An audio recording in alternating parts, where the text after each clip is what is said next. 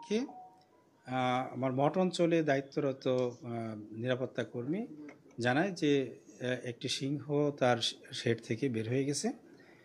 এটি জানার পরপরই আমরা প্রথমে যেটা করি, ওই অঞ্চলের যে মঠ অঞ্চলে যে সমস্ত ভিজিটর ছিল তাদেরকে আমরা ওই অঞ্চল থেকে বের করে দিই, সরাই দিই।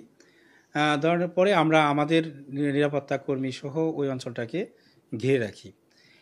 এরপর আমার হাসপাতাল শাখা এটাকে যাতে আবার তার রেস্টেইন করে খাঁচা দিতে পারে, এই জন্য আমরা তাদের খবর দিই এবং তারা এসে দুইটি গান নিয়ে দুই দিক থেকে এটাকে প্রস্তুতি নিয়ে থাকে।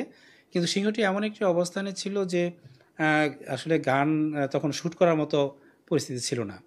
তার অবস্থানের জন্য আসলে আমরা অপেক্ষা করতে থাকি আর পরিবেশটাকে আমরা শান্ত রাখার চেষ্টা করি যাতে সে কোনোভাবে উত্তেজিত না হয়।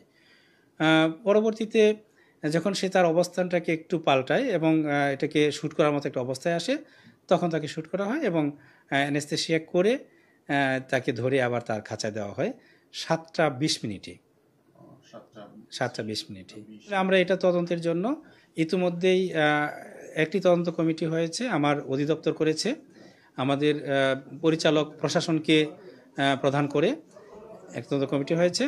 আর চিড়িয়াখানা কর্তৃপক্ষ আমরাও একটা তদন্ত কমিটি করেছি, চিড়িয়াখানার কিউরেটরকে প্রধান করে। দুইটি কমিটি 3 কার্য দিবসের মধ্যে রিপোর্ট দেবেন। আমরা রিপোর্ট পাওয়ার পরেই এটি কিভাবে বেরিয়ে আসলো, কারো কোনো গাফিলাতি ছিল কিনা বা কারো কোনো অমনোযোগিতা ছিল কিনা অথবা এখানে কোনো স্যাবোটেজ ছিল কিনা, এই বিষয়গুলো বেরিয়ে আসবে, আমরা যথাযথ ব্যবস্থা নেব। আমাদের কোনো কর্মী বা কেউ কোনোভাবে কোনো আহত হয়নি, এমনকি আমাদের এই সিংহটিও সম্পূর্ণ সুস্থ রয়েছে। তার মূল যে বেষ্টনী, সেই বেষ্টনী থেকে বেরিয়ে যায়।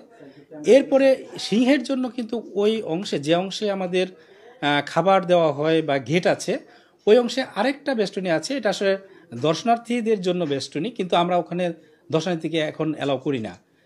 ওই বেষ্টনীটা পার হয়ে সে ওখানে অনেক আগে আমাদের একটি পাম্প হাউস ছিল, ওই পাম্প হাউসের ওখানে একটা বাগান আছে, ওই বাগানে চলে যায় এবং এই বাগানটিও কিন্তু আবার নেট দিয়ে আপনার আটকানো আছে। মানে এটি আমাদের দর্শনার্থীদের কাছে চলে আসার মতো কোনো অবস্থায় ছিল না।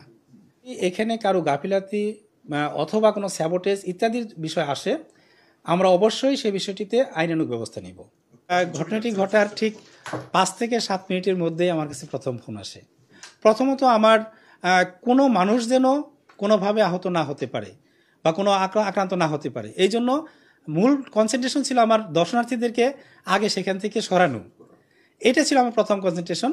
আমরা দর্শনার্থীদেরকে প্রথম সেখান থেকে বের করি, তারপরে ওখানে আমাদের যে ওয়ার্কার ছিল এবং আমাদের নিরাপত্তা কর্মীরা, ওরা আসলে প্রত্যেকেই ওই আপনার মঠ অঞ্চলটা কিন্তু একটি মাত্র রাস্তা দিয়ে যেতে হয়, ওই রাস্তার মানে অবস্থান করে, যাতে করে সে কোনোভাবে রাস্তা দিয়ে কোনো দিকে যেতে না পারে, বের হয়ে আমাদের চিড়িয়াখানার মূল এই অংশে অথবা বাগানের দিকে যেতে না পারে।